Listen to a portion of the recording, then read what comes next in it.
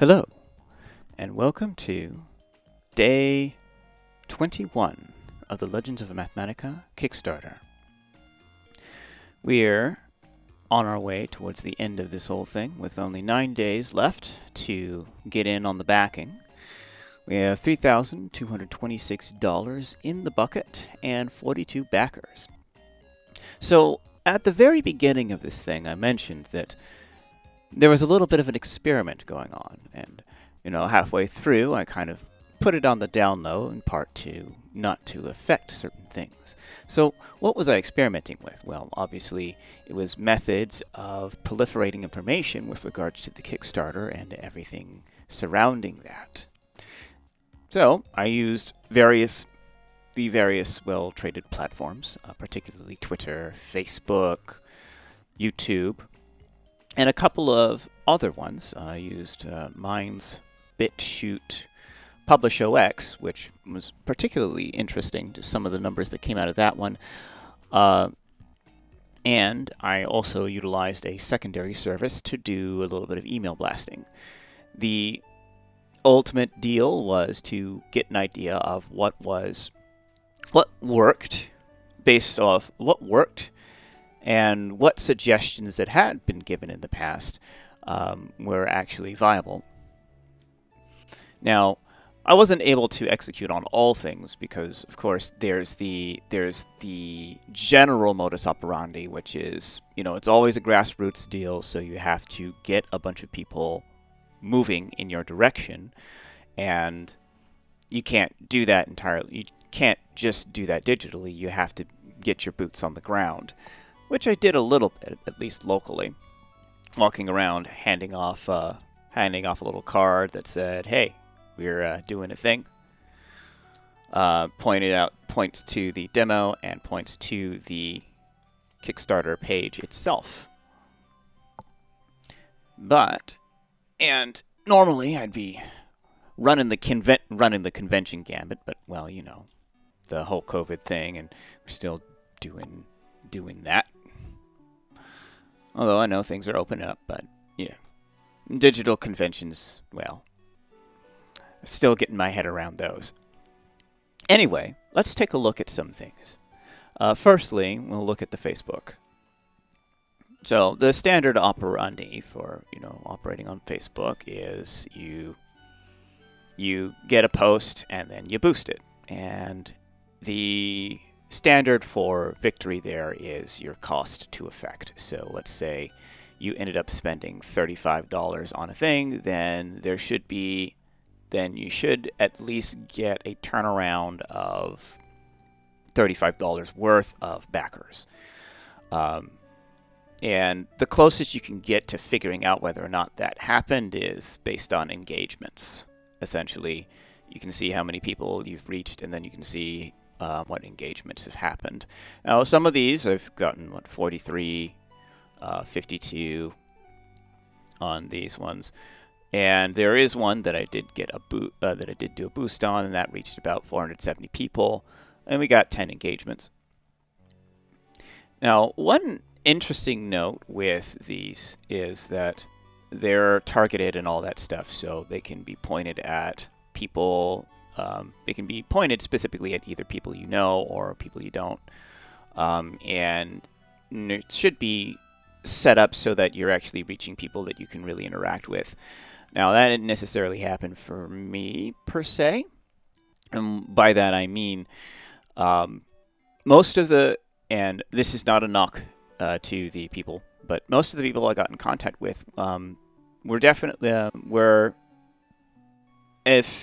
if they were located in the same region, they definitely didn't speak the same language. It took me a little bit to actually figure out. It took me a little bit to actually translate their responses so that I could actually interact with them properly. It was mostly Hispanic, and while I'm black, but I'm definitely not Hispanic. I'm bog standard American. I barely know any other languages. Like, I know a little Arabic and stuff, but yeah. So that happened. So that was interesting. the jury's out on whether or not this particular platform was super effective. But it at least reached people, and it reached people that I didn't know, which is interesting because I had constructed the thing to actually reach out to people that I did know, and I tested that particular aspect of things by actually calling them and doing cold calls to every contact in my phone list, because pretty much everyone I know on Facebook I would know at least partially on the phone. So the response there, most of them didn't actually know that the Kickstarter was even going, which, it doesn't bode all that well. This is supposed to be a time saver deal, so you shouldn't have to go through and poke every individual person with a message that I know to get at the thing. It should be that if you're doing an email blast, it goes out to the people you know, and then also the people that you don't. At least that's my initial feeling in theory. So, although people already don't like Facebook anyway, and I'm kind of inclined to agree. Mostly using it because it's one of the bigger platforms, and it's conventional. Most conventional people suggest using it. I'm kind of iffy on whether or not it was all that effective, but it is what it is. And this was a campaign that had a false start, so that works in our favor and against our favor as far as actually evaluating the results of this whole thing. As it works in our favor in that, well, now we can see without any previous stuff, did our actions on these different platforms actually do anything? And I think that's important. And the important thing is looking at it from, so you see all the numbers, you see the people looking at the things, but then you also see the engagements. And now, it's also of note, we didn't have a trailer at the start. That definitely hurt us. But we were slowly but surely uploading trailers, and a lot of the boosts came and it did boost a few of the trailers with that in mind. Now, seeing as I've gone this long about the numbers on Facebook, it's looking like if I want to keep things relatively short, I'm going to have to investigate each individual one of these things on their own. So, today was Facebook Day. Tomorrow, we'll talk about the YouTube channel and the numbers there. There's some interesting stuff with regards to just engagements and stuff. Now, granted, Vernacular Games is not an established, well, technically we are an established channel. We have a large amount of videos up there. But the actual through traffic does have some indications of things, although it's very, very, very, very small numbers, so it's hard to tell everything about it.